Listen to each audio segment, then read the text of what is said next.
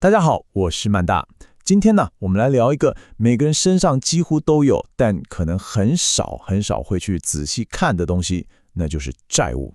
我们今天就来用2个超简单的比率，帮你彻底检查一下你的财务到底健不健康。那在开始之前，我们先来想一个问题哦：你身上的债务，它到底是能帮你钱滚钱的资产，还是说其实是个会拖垮你财务的负债啊？这个问题的答案真的会决定你未来的财富走向。我知道，光讲理论有点空泛啦，所以今天我就豁出去了，直接公开我自己的财务数字，把它当做一个活生生的案例。我会一步一步、手把手带着你分析，让你也能学会怎么去评估自己的债务状况。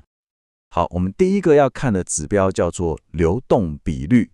这东西讲白了，就是在衡量你短期的还债能力。你可以把它想象成是你财务的免疫力，看看你能不能扛得住突发状况。那要算这个流动比率，你得先知道什么是流动资产。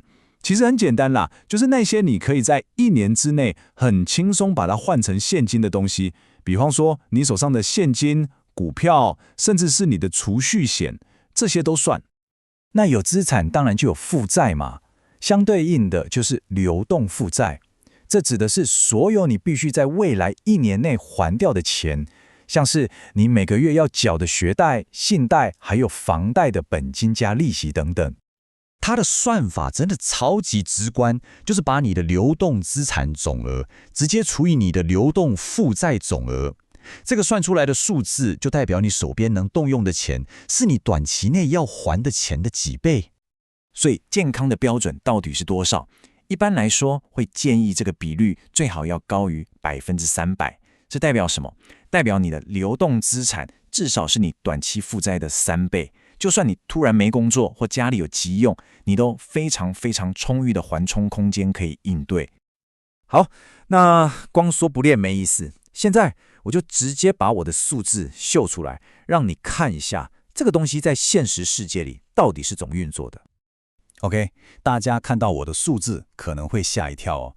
我的流动资产主要是股票部位，总价值大概是4000万，然后我未来1年需要还的贷款加总起来大约是108万。好，我们就用这2个数字来算算看。你看，这样算出来的结果是3704磅。这数字听起来很夸张，对不对？换句话说这代表就算我从明天开始1毛钱收入都没有，光靠我现在的这些流动资产，也够我还未来37年的债务。你看，这就是一个极度安全的短期财务状况。短期的安全感固然重要，但我们得把眼光放远一点，从一个更宏观的角度来看看我们长期的财务结构。所以接下来就要看我们的第2个关键指标——负债比率。什么是负债比率呢？它其实就是在回答一个很简单的问题：在你拥有的所有资产里面，到底有多少比例是靠借钱买来的？这个比率就有趣哦，它不是越低越好。你想想，太高，超过50%，那当然很危险，代表你太依赖借钱了。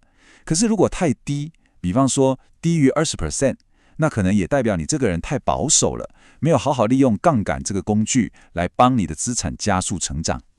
好，那理论讲完，我们一样再用我的数字来实际算一下这个长期的状况。我们再看一下我的数字哦，我目前的总负债大概是1884万，而我的总资产跟我刚刚的流动资产一样，都是4000万。这样一除下来，我的负债比率就是47%。这个数字刚好落在建议的健康范围，也就是低于50%。这就告诉我整体的财务结构算是相当稳健的。好了，我们现在手上拿到2个数字了。那接下来的问题是，我们要怎么把流动比率跟负债比率这2个东西放在一起看，帮自己打造一个专属的财务仪表板呢？你可以这样想哦，流动比率看的是你的短期健康度，它就像你的紧急安全网，确保你不会因为一点小意外就摔得鼻青脸肿。而负债比率呢，看的则是你的长期结构，它像是你的财务扩张蓝图，确保你正走在一条正确而且稳健的道路上。所以你看，这就是为什么我们必须要理解，管理得当的债务，它真的不是坏事。相反地，它是一个可以帮助我们加速成长的强大工具。好了，我把我分析的整个框架，还有我个人的数字都跟你分享了。现在最关键的部分来了，换你了。花一点点时间动手算一下，你的流动比率跟负债比率分别是多少呢？